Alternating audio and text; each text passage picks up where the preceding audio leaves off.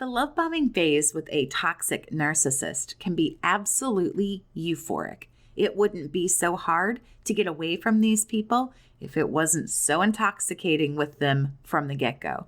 However, as you know, seemingly overnight we go from golden to garbage in the eyes of a narc. Our treatment drastically changes. It can happen slowly in a subtle way. It can be very abrupt. Neither one is fun to go through. This video will tell you the reasons why you're devalued by a narcissist despite you not deserving that treatment in any way, shape, or form. Number 1, the narcissist has a very firm hold on you.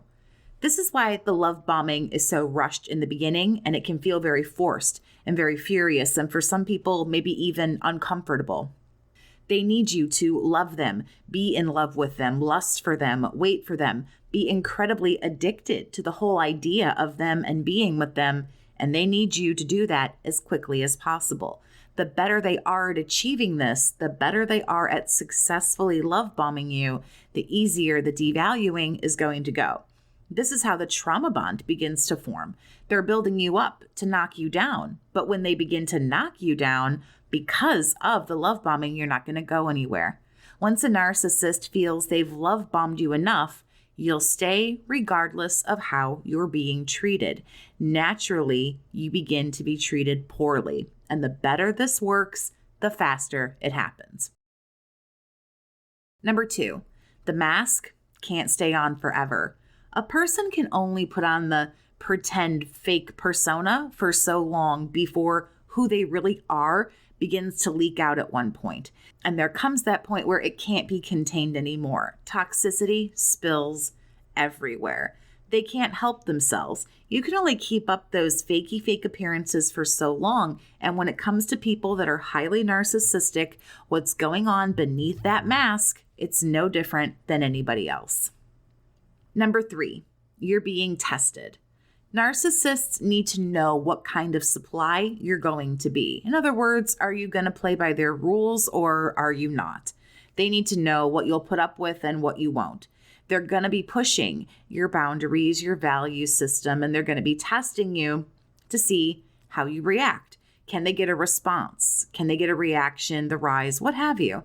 They start making a few more jokes at your expense. The jokes become a little bit more mean. And then they hit you with the, oh, just kidding, or the gaslighting kicks in. And they begin to tell you that you're too sensitive. They start to lie to you. We know how it all begins to fall apart, but it's important for them to see how much you will put up with. And the more tests that you pass, the bad treatment is going to increase. And since they've already love bombed you, the devaluing ramps up too, because now they know how much you love them, and they're confident that regardless of what they do to you, you won't leave. If you'd like to talk with me one-on-one, I invite you to chat with me. Gain skills, clarity, and insight about your situation from a fellow survivor.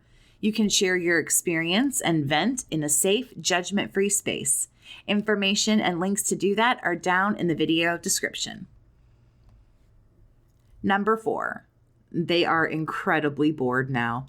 Narcs always need things to be very dramatic and exciting. If there's no crisis, no trauma, no issue, no problem, rest assured, these are the people that are going to make one. They're going to make something happen. Of course, survivor, I don't have to tell you that, but boredom sets in very quickly for these very narrow-minded people. And for a narc, once the honeymoon is over, they need to figure out how else to get their ego boosted because the lovey-dovey crap isn't working for them anymore. So enter the devaluing stage of the little cycle of abuse that we go through. They find different ways to get those rises, reactions, and responses out of you. They need to go out and find somebody else to be with because the feelings they get in love bombing can only happen once. As we all know, once again, everything is only ever shiny and new once. So once they're bored and they're out looking for something else and you are not being treated poorly, you find yourself on the very ouchy end of the narcissist. Number 5, you're not perfect. This really shouldn't surprise a narcissist that you're human and you have flaws and imperfections like everybody else, but it really does actually surprise them. This also shouldn't make them angry, but weirdly, it does that too. Narcs think that when they first meet you, you're always going to forever be exactly that way. You never change. You never have a different thought or opinion or feeling. You're never going to be any different than in that moment. We all change all the time. They change.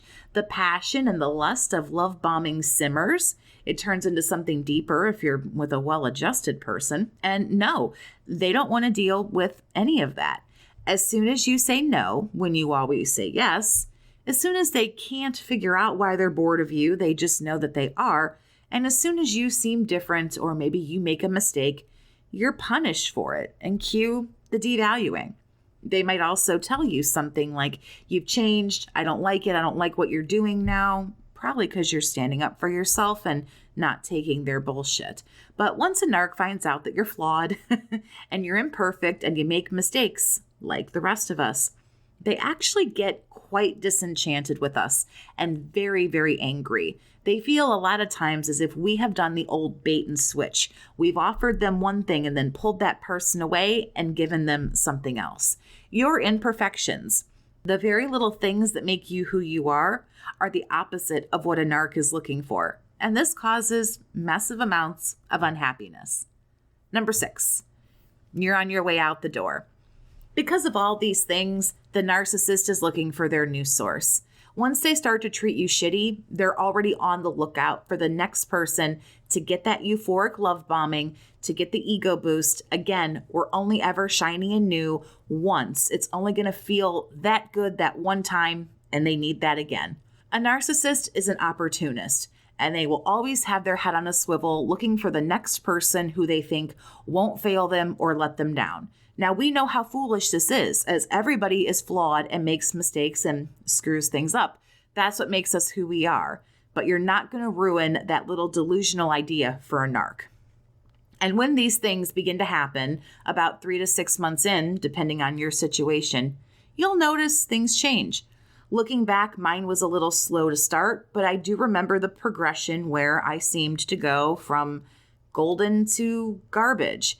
I went from my perfect dream seeming to come true into an absolute hellish nightmare. So if you have any stories to share, feel free to do that down in the comments. Thank you so much for listening today. Have a great day, survivor, and take care of yourself.